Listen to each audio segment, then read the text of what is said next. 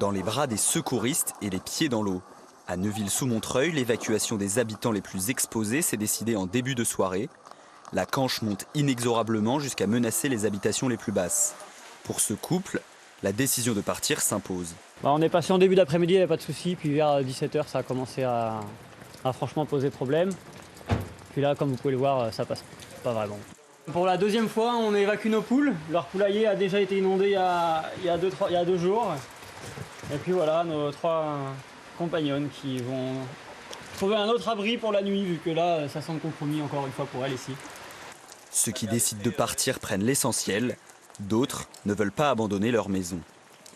Une décision qui est très difficile à prendre, mais je pense que c'est un peu un crève-cœur de quitter sa maison dans laquelle on a tout mis. En fait, tout est neuf ici, on vient d'emménager il y a quelques mois. Donc on préfère se barricader à l'étage et puis être sur place. Ça fait 2 nuits que je dors pas, donc bon, on verra, on n'est plus à ça près, mais il n'y a plus qu'à attendre. De toute façon, contre l'eau, malheureusement, on peut rien faire.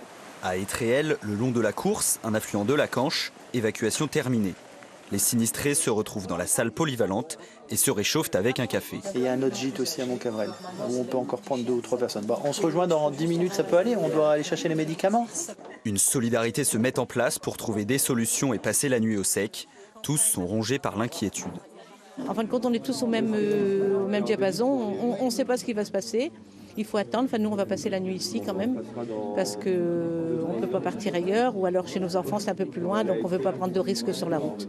Un esprit de solidarité qui s'est créé avec les différentes communes, Montcavrel, Étréel. Et donc entre les voisins qui habitent en hauteur logent certains voisins.